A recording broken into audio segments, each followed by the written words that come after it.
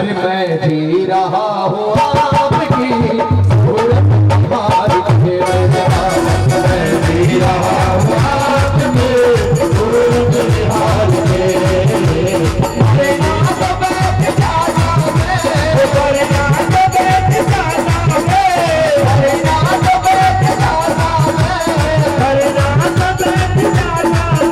आपकी हार के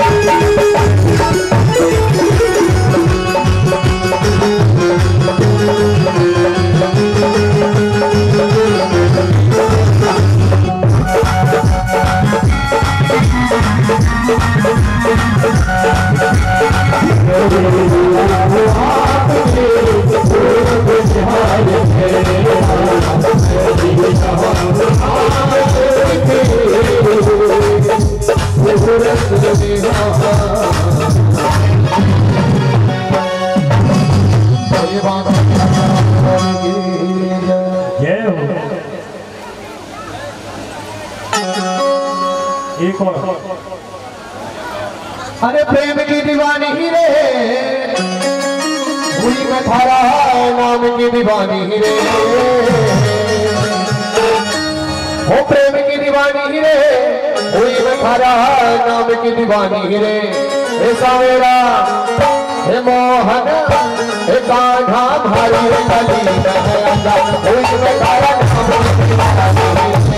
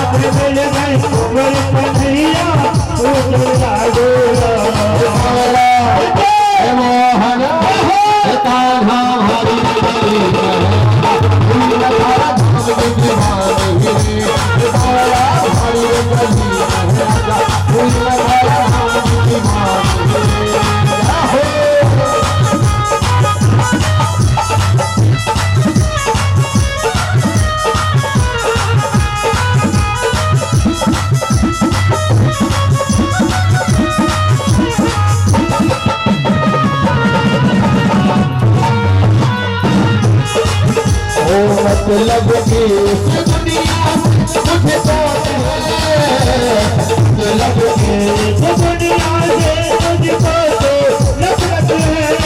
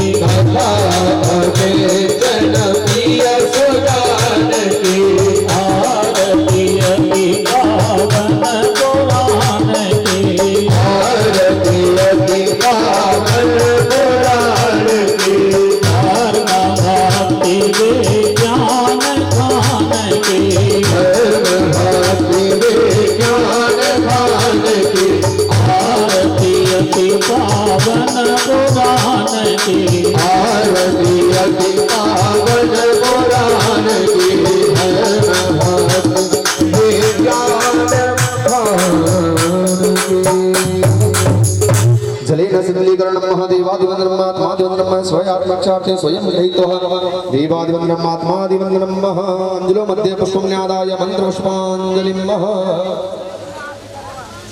ओम जगनेन जनमयं देवाः स्थाने हरवाणि प्रथमान्यासन्नः देहनागं महिमानः सचन्दद्रपूर्वे साध्याः सन्ति देवाः हरिः ओम एकदन्ताय विद्महे वक्रतुण्डाय धीमहि तन्नो दन्ति प्रचोदयात् हरिः ओम गणियम्बिकायै च विद्महे कर्मसिद्धेश्च धीमहि तन्नो गौरी प्रचोदयात् हरिः ओम नारायणाय विद्महे वासुदेवाय धीमहि तन्नो विष्णु प्रचोदयात् हरिः ओम महालक्ष्मी च विद्महे विष्णुपत्न्यै च धीमहि तन्नो लक्ष्मी प्रचोदयात् हरिः ओम सूर्यवंशाय विद्महे दशरथनन्दनाय पंचमवेदाय धीमहि तन्नो श्रीमद्भागवत प्रचोदयात् सेवतिकावकुलचौ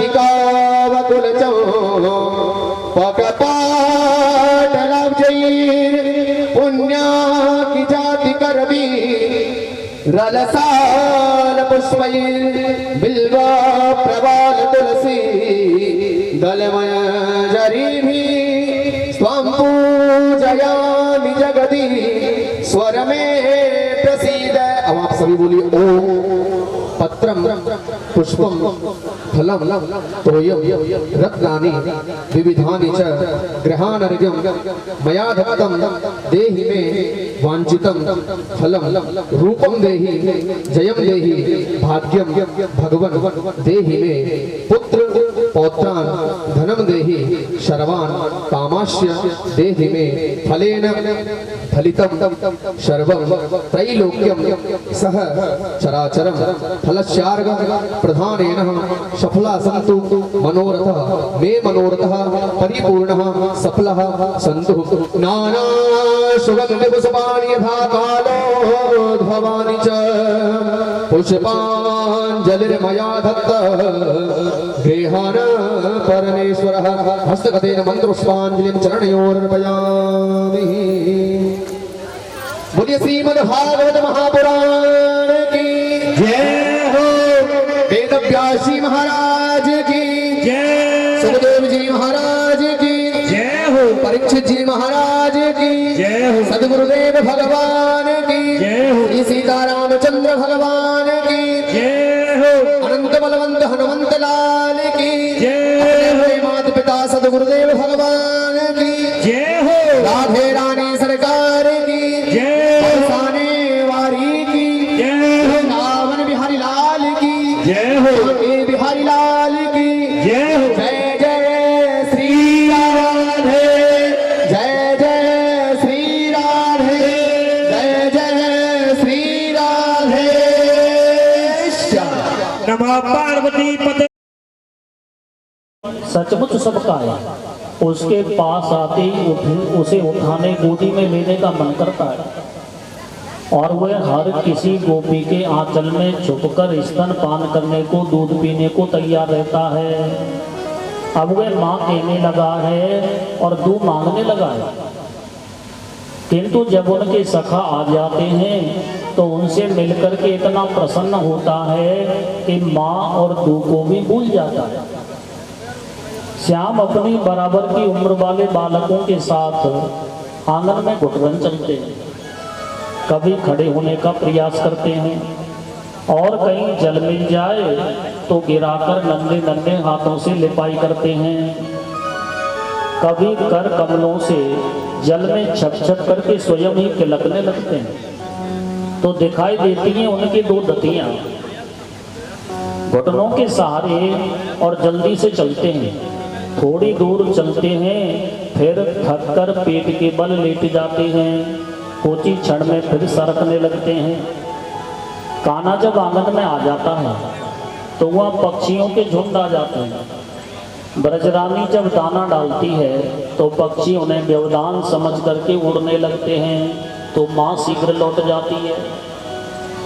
तो फिर पक्षी कान्हा को चंद्राकार घेर कर अपनी अपनी कलाओं का प्रदर्शन कर आत्मानंद प्रकट करते हैं। पक्षी जब उड़ जाते हैं तो उनकी परछाई को पकड़ने श्याम लपकते हैं और हाथ न आने पर रोने लगते हैं। उनकी सल्पज्ञता पर माताएं हंसती हैं और गोदी में भर कर के ले जाती हैं। एक दिन चंदा की चांदनी में बैठी यशोदा अन्य गोपियों के साथ कृष्ण की चर्चा कर रही थी कि ये कन्हैया बोले नहीं। गोपियों ने फिर पूछा कि तो तुम लाला क्या लोगे? तब कृष्ण ने रोते हुए और चंद्रमा की ओर इशारा करके कहा कि मैं तो वो खिलौना लूंगा, मैया मैं तो चंद खिलौना ले हूँ। बोले बाल कृष्ण भगवान की जय। एक दिन घर की देली में बैठ करके कन्हैया रो रहे थे, देली पार नहीं हो रही थी। जो भगवान दो पग में ही सारी पृथ्वी और आकाश को नाप लेते हैं वो ही आज और घर की देली में बैठ करके रो रहे हैं। कन्हैया को रोता हुआ देखकर मैया ने देली पार करवा दी। कन्हैया बोले मैया ये क्यों लगवा रही है? मैया बोली निकालवा दूंगी, कन्हैया तू रोवे मत। एक दिन कन्हैया माखन रोटी लेकर और घर के आंगन में खेलते हुए खा रहे थे। तभी काक भूषण जी आए और कन्हैया के हाथ से माखन रोटी को लेकर के उड़ गए। उस बाल रूप का वर्णन रसखान कवि ने बड़े सुंदर शब्दों में किया है। धोरे भरे अति सोहते श्याम जो, धोरे भरे अति सोहते श्याम जो, तैसी बनी शिर सुंदर चोटी, खेलत खातो फिरे अंगना, पग पे जन बाजती पीरी कछोटी, बाछड़ी को रस खान बिलोकत, भारती काम कलानी दिकोटी। और काग के भागो कहाँ कहिए, हरे हाथ सुन ले गयो माखन रोटी। रसखान कहते हैं कि वो कौवा बड़ा भाग्यशाली है जो भगवान के हाथ से माखन रोटी को लेकर के उड़ गया, उसे भगवान का झूठा प्रसाद खाने को मिला। देखो रसखान कवि को, नहीं तो मामला गड़बड़ा जाएगा। बोलिए बाल कृष्ण भगवान की जय। देखो राधा माने हैं आलादनी शक्ति। राधा जो है भगवान की शक्ति है, पत्नी नहीं है। भगवान श्री कृष्ण की और 16,108 रानियां हैं, उनमें राधा का कहीं नाम नहीं है। राधा तो भगवान की परम शक्ति है और शक्ति के बिना शक्तिमान को प्राप्त नहीं किया जा सकता। इसीलिए तो वृंदावन में जाकर के देखो सभी राधे राधे कहते हैं, कृष्ण कृष्ण कोई नहीं कहता। बोलिए राधा कृष्ण भगवान की जय। बोलिए वृंदावन बिहारी लाल की जय। एक बार मैया यशोदा और कन्हैया को आंगन में बैठी बैठी दूध पिला रही थी। कन्हैया दूध पीना छोड़कर कभी अपनी माँ को देख करके हंसने लगते, कभी अपना मुंह आंचल में छुपा लेते, कभी किलकारियां मारने लगते और फिर कभी दूध पीने। यशोदा जो त्रिलोकी के नाथ को अपनी गोदी में खिला रही है, अपने स्तनों का दूध पिला रही है। कन्हैया दूध पी रहे थे, उसी समय रसोई में दूध उफनने लग गया। रसोई में दूध उफनने लग गया तो सोचा अरे इस माँ को तो पूत से दूध ज्यादा प्यारा है, चलो ये माँ दूध की एक मटकी बचाने गई है तो इसकी 2 मटकी का नुकसान मैं कर देता हूँ। सोई कन्हैया ने और मक्खन की भरी 2 मटकी फोड़ दी। देखो ये मानव भगवान को छोड़कर एक काम को संभालता है तो दूसरा काम खराब हो जाता है। इसलिए भैया केवल धन इकट्ठा करने में ही नहीं लगे रहना चाहिए, कुछ परमात्मा का भी ध्यान करना चाहिए। ज्यादा धन संपत्ति मानव को व्यसनों में फंसा देती है, शराबी कबाबी बना देती है। देखो किसी ट्रैक्टर ट्रॉली या जीप गाड़ी के टायर के ट्यूब में एक उचित सीमा तक ही हवा भरवाते हैं, ना कम ना ज्यादा, क्योंकि ज्यादा भर जाने पर टायर बस्ट हो जाएगा और कम रह जाने पर टायर पंचर हो जाएगा। तो ठीक इसी तरह धन संपत्ति भी एक सीमा तक होनी चाहिए, ना कम ना ज्यादा, क्योंकि कम रहने पर परिवार का पालन नहीं होगा और ज्यादा होने पर भगवान का भजन नहीं होगा। साईं तो ना दीजिए, साईं तो ना दीजिए, जाने को तुम समाए, मैं भी भूखा ना रहूं, साधु न भूखा जाए। कि प्रभु इतना दे दीजिए जिससे परिवार का पालन हो जाए और घर पर आए हुए अतिथि की सेवा हो जाए। तो कन्हैया यशोदा जी के इन 2 मटकियों को फोड़कर अंदर कमरे में घुस गए तथा एक मटकी मक्खन से भरी हुई छीके पर लटक रही थी। कन्हैया ने नीचे ऊखल लगाकर मटकी को उतार लिया और भागकर छत पर चढ़ गए और बंदर भालुओं को बुलाने लगे, ओ हनुमान बली बंदर भालुओं आ जाओ यार। अरे त्रेता युग में तो कंद मूल फल खाते रहे, अब द्वापर में मक्खन तो खा लो। यशोदा मैया रसोई से बाहर निकली तो देखा कन्हैया छत पर बैठा बैठा बंदरों को मक्खन खिला रहा है। बोली अरे कन्हैया मेरी भरी मटकिया ले गयो री काना बंसी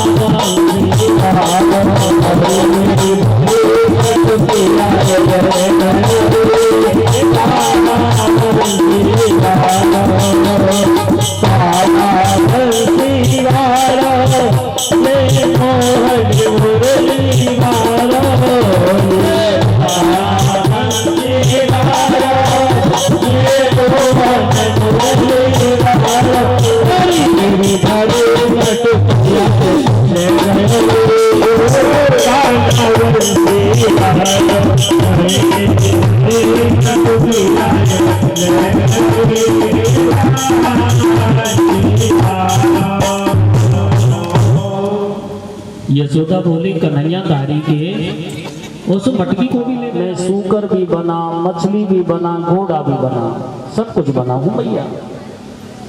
एक दिन कन्हैया ने खेली खेल में मिट्टी खा ली, तो साथी बालकों ने और यशोदा मैया से शिकायत कर गई कि मैया तेरे लाला ने तो आज माटी खाई है।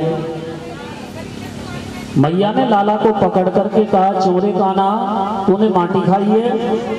अरे मैया मैं काहे को माटी खाऊंगो, हमारे कोई घी दूध की कमी है जो मैं माटी खाऊंगो, मैंने तो बिल्कुल माटी ना खाई। मैया बोली तो क्या ये सभी झूठ बोल रहे हैं?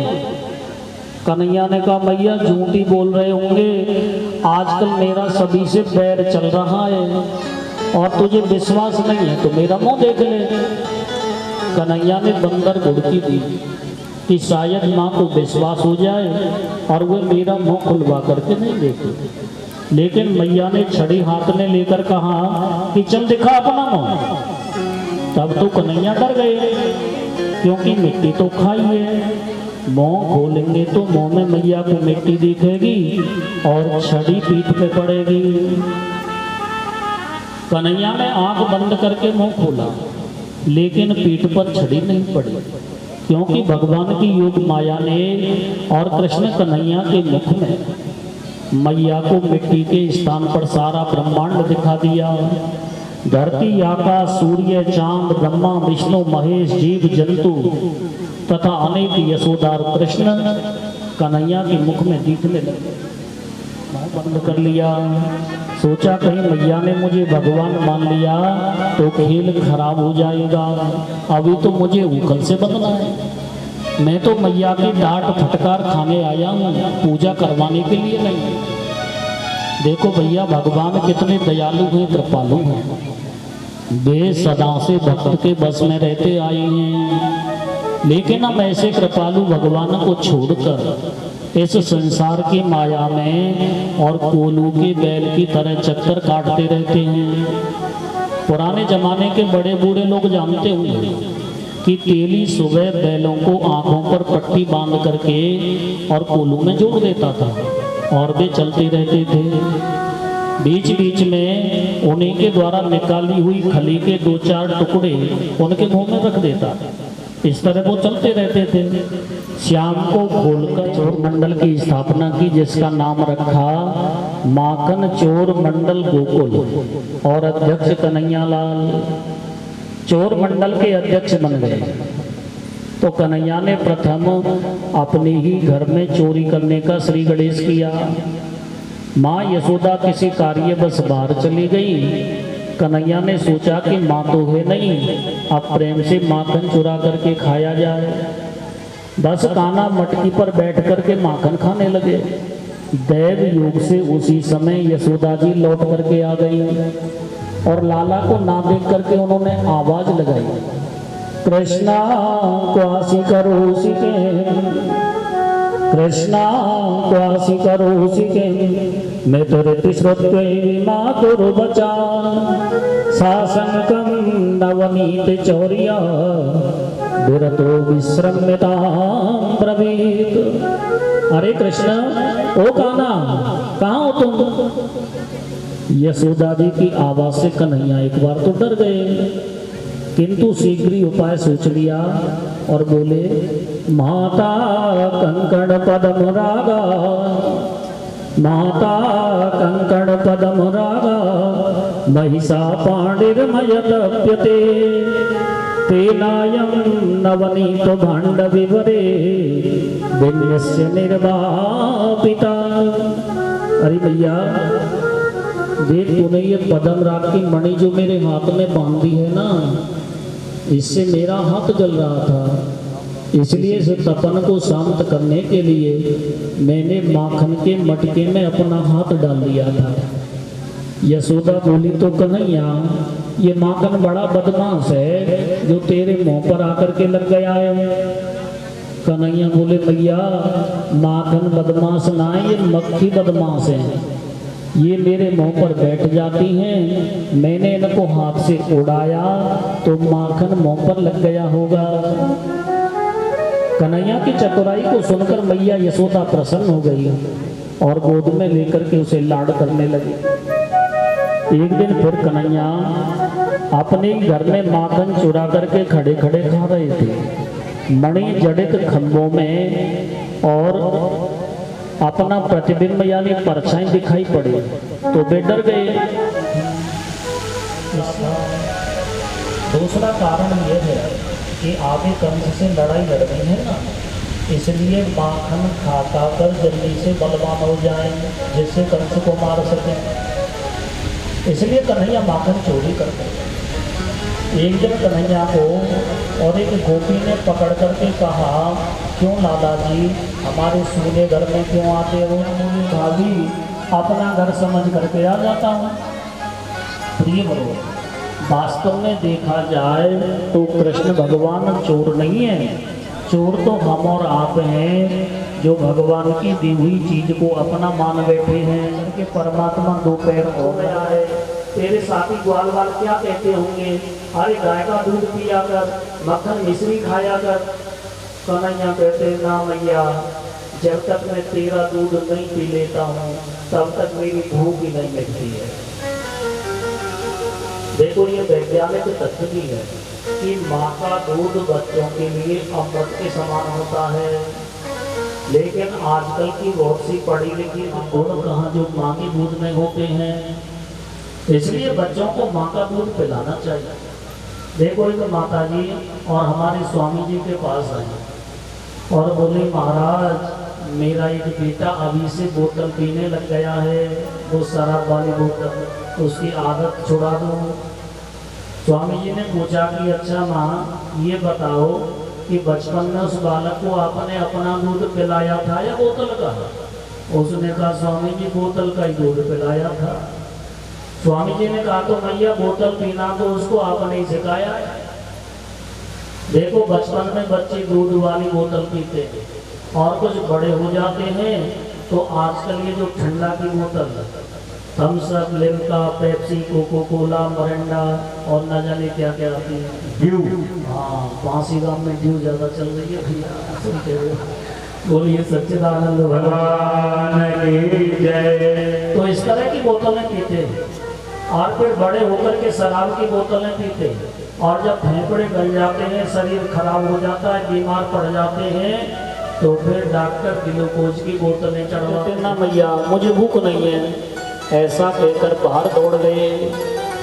रास्ते में गोपी मिल गई, उससे बोले गोपी मुझे भूख लगी है, चल तेरे घर चल, थोड़ी सी छाछ पिला दे और थोड़ा सा मक्खन खिला दे। देखो कन्हैया कितना नटखट है, अभी घर पर माँ से कह रहा था कि मुझे भूख नहीं है और बाहर निकलते ही भूख लगाई। गोपी कन्हैया को घर ले जा करके बोली कि लाला जी हमारी ये गोबर की टोकरी उठवा दो, तब हम तुम्हें माखन खिलाएंगी। तुम जितनी गोबर की टोकरी उठवाओगे हम उतनी ही माखन की गोली बना बना करके तुझे दे देंगे।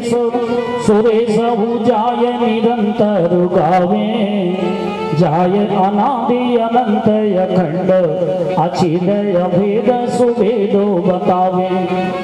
नारद से सुख व्यासो रटे, पचहारे तहु पुण्य पारो न पावे। पाए अहीर की छोहरिया, छछियावर छाछ पे नाच नचावे। तो भैया ऐसे परमपिता परमात्मा और गोपियों के इशारे पर नाच रहे, कारण कि वो भाव के भूखे हैं, प्रेम के भूखे हैं। अगर कोई उन्हें भाव सहित भजे तो उसे सहज ही प्राप्त हो जाते हैं। भाव के वशीभूत भगवान ने बेलने जाति की सबरी के झूठे बेर खाए थे और दुर्योधन की मेवा त्यागी साग विदुरगर खाए। तो भगवान को प्रसन्न और भाव ही एक सार है, भाव से जो मुझको भजे तो उसका बेड़ा पार है।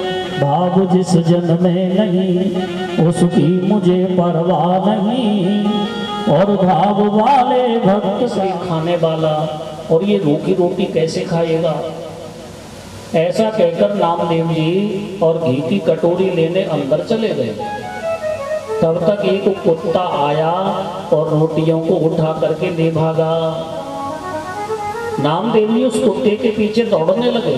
अरे मेरे ठाकुर, ये रोटी तो रूखी है, अभी मत खाना, इन पर घी तो लगा लेने दो तब खा लेना। कुत्ता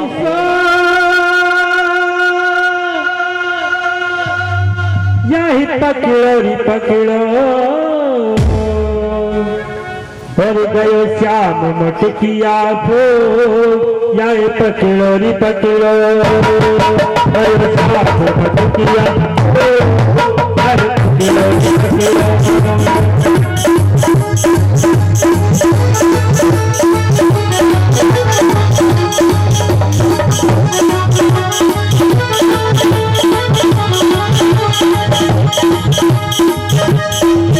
मैं मचाती रह गई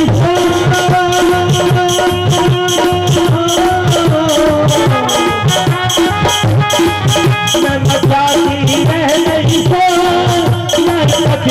पकड़ो पकड़ो गयो क्या पकड़िया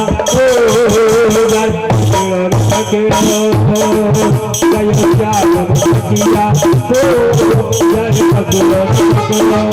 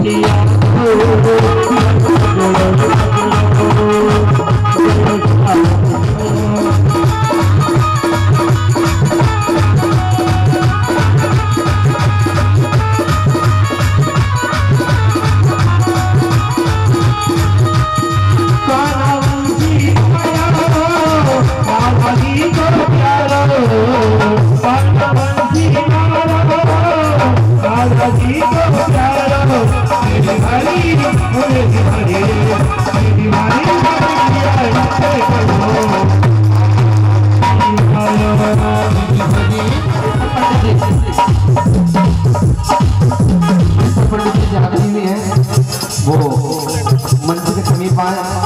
केशव पंडित जी जहाँ कहीं भी हैं वो मंच के समीप आए।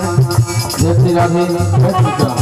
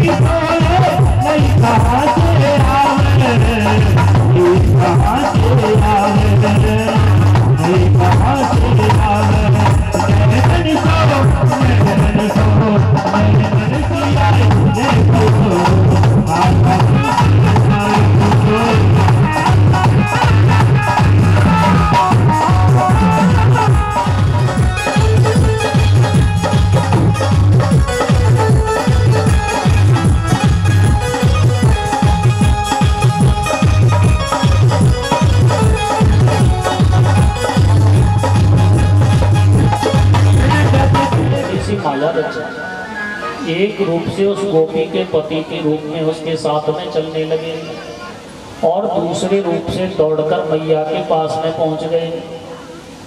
गोपी और पुकारती हुई नंद महल पहुंची। अरे यशोदा मैया, आज दोना ले लूंगी, मैंने तेरे लाला को आज चोरी कर तो पकड़ लियो। यशोदा मैया आश्चर्य में पड़ गई कि कन्हैया तो मेरे पास बैठा है और ये किसको पकड़ करके लाई है। कन्हैया भी बोले थे। यशोदा बोली, अरे गोपी, लाला तो है पर जरा घूंघट खोल के देख, लाला मेरो है कि लाला तेरी सासू को है। गोपी ने घूंघट खोल करके देखा तो अपने ही पति का हाथ पकड़े खड़ी है। तब तो गोपी मारे शर्म के पानी पानी होके सामने लड्डू रखती है और मैया यशोदा और कन्हैया दोनों बैठ गए हैं। मैया ने कन्हैया के दोनों हाथ पीछे बांध लिए हैं। नटखटे कहीं लड्डुओं को झूठा कर दे, लड्डू उठा करके खा जाए। तब यशोदा मैया आंख बंद करके विनती करवा रही है कि हे गणेश भगवान। कन्हैया भी बोलते हैं कि हे गणेश भगवान, हम आप पर 1000 लड्डू चढ़ा रहे हैं, आप हमारी चोरी की आदत को छुड़ा दो। कन्हैया कहते कहते रुक गए, क्योंकि गणेश ने अपनी सूंड से एक लड्डू उठाकर कन्हैया के मुंह में रख दिया था। यशोदा ने आंख खोल करके देखा तो कन्हैया लड्डू खा रहा है। यशोदा ने एक चाटा मारा, क्यों रे चटोरे, तूने सारे लड्डू खराब कर दिए। कन्हैया के टप टप आंसू गिरने लगे। लड्डू को तो जल्दी से गुटक गए और फिर बोले, मैया मैंने लड्डू ना उठायो, देख मेरे हाथ तो पीछे बंधे पड़े, मैं लड्डू कैसे उठा सकूं। गणेश भगवान ने और अपनी सूंड से लड्डू उठा के मेरे मुंह में रख दियो। मैया बोली, अच्छा अब भी झूठ बोल रहा है। कन्हैया बोले, मैया तेरी सौगंध बिल्कुल सही कह रहा हूं। मैया बोली, तो गणेश ऐसे किसी के मुंह में लड्डू तो नहीं देता है, अगर अब दोबारा तेरे मुंह में रख दे तो मैं मानूं, नहीं तो तुझे बहुत मारूंगी। कन्हैया कहने लगे, हे गणेश भगवान, अब वो विनती तो छूट गई और मैया की पिटाई से बचने के लिए दूसरी विनती कर रहे हैं कि हे गणेश भगवान, अगर मैया की पिटाई के बचानो तो एक लड्डू मेरे मुंह में और रख दे, नहीं तो मैया मुझको बहुत मारेगी। तब गणेश जी की मूर्ति की सूंड उठी और लड्डू उठाकर कन्हैया के मुंह में रख दिया। बोलिए गणेश भगवान की जय। हरे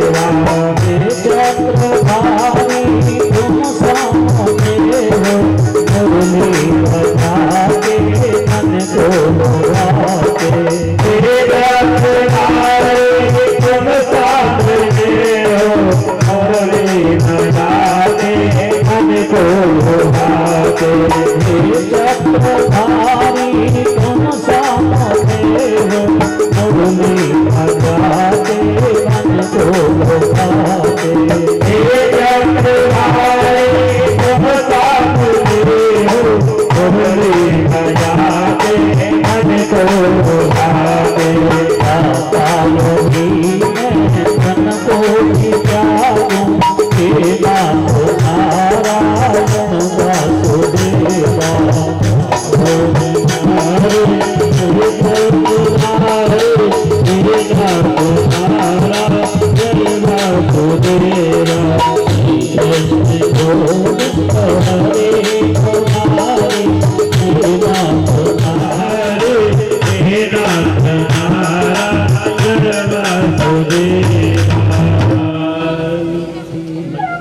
कन्हैया ने जरा सा जोर लगा करके उखल को खींचा तो दोनों वृक्ष धाराशायी हो गए, दोनों वृक्ष गिर गए। वृक्षों के गिरते ही इनमें से दो सुंदर तेजस्वी दिव्य पुरुष निकले और भगवान कृष्ण के चरणों में गिर करके प्रार्थना करने लगे। कृष्ण कृष्ण महायोगी, कृष्ण कृष्ण महायोगी, तुम आज्ञा पुरुषा परा। व्यक्ता व्यक्तमिदं विश्वं रूपं ते ब्रह्मणा विदु। त्वमेका सर्वभूतानां देया स्वामीन्द्रियेश्वरा।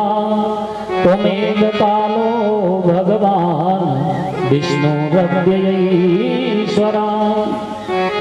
इस प्रकार उन कुबेर पुत्रों की स्तुति सुनकर हंसते हुए भगवान श्री कृष्ण कहने लगे कि हे कुबेर पुत्रों, नारद जी ने तुम पर बड़ी कृपा की है, ये मुझे पहले से ही मालूम था। हे नलकुबर, अब तुम मुझ में चित्त लगाते हुए अपने घर जाओ। कृष्ण भगवान की ऐसी आज्ञा सुनकर दोनों ने परिक्रमा करके प्रणाम किया और आज्ञा लेकर उत्तर दिशा की ओर चले गए। श्री परीक्षित महाराज ने बीच में ही पूछ लिया कि हे स्वामी, किस अपराध के कारण इन कुबेर पुत्रों को वृक्ष बनना पड़ा? वह सारा वृतांत समझा करके कहिए। तब सुखदेव जी बोले, राजन, कुबेर के ये दो पुत्र नलकुबर तथा मणिग्रीव थे। ये भगवान शंकर के उपासक थे। एक बार ये मदमस्त होकर हिमालय की तलहटी में बहने वाली मंदाकिनी नदी में नग्न होकर स्त्रियों के साथ में जल क्रीड़ा कर रहे थे। उन्हें इस प्रदेश में किसी के आने की संभावना नहीं थी, लेकिन कभी असंभव भी संभव हो जाता है। देवऋषि नारद भगवान शंकर के दर्शन कर नर नारायण आश्रम जा रहे थे। देवऋषि को देखकर अप्सराओं ने तो जल से निकल करके वस्त्र पहन लिए, लेकिन ये दोनों जड़वत खड़े रहे, ना तो वस्त्र पहने और ना ही मुनि को प्रणाम किया। धनमद पदमद और देहमद ने मिलकर के इन्हें ज्ञान शून्य कर दिया। प्रिय वरो, धन्य है वो व्यक्ति जिन्होंने बड़े खानदान में जन्म लिया है। लेकिन प्रिय वरो, बड़े खानदान में जन्म लेने से ही और व्यक्ति बड़ा नहीं बन जाता। बड़ा तो वो है जिसमें बड़प्पन है, जिसके बड़े काम हैं। कमल कीचड़ में पैदा होता है फिर भी पूजनीय है, और पत्थर पर्वत की चोटी पर होता है लेकिन कुट पिट कर सड़क पर ही बिछता है। तो ये नलकुबर बड़े खानदान में पैदा हुए थे, कुबेर के पुत्र थे, लेकिन इनमें शिष्टाचार नहीं था। दया में देवऋषि नारद को कभी क्रोध नहीं आता है, किंतु इन पागलों को देख, जिन्हें अपने नग्न होने का भी भान नहीं रहा, शिष्टाचार एवं सदाचार को पूरी तरह त्याग दिया, अतः जड़ संज्ञा में रहने वाले कुबेर पुत्रों को देवऋषि नारद ने साथ दे दिया कि जाओ जड़ वृक्ष बनकर गोकुल में ब्रजराज नंद के आंगन में खड़े हो जाओ। जब द्वापर में कृष्ण भगवान का अवतार होगा तो उन्हीं के स्पर्श से तुम्हारा उद्धार होगा। देवऋषि साप देकर के बद्र का आश्रम चले गए तथा ये दोनों यक्ष देवऋषि के साप से गोकुल में यमला अर्जुन वृक्ष के रूप में उत्पन्न हुए तथा कन्हैया के स्पर्श से साप मुक्त हुए। बोलिए बंधन मुक्त भगवान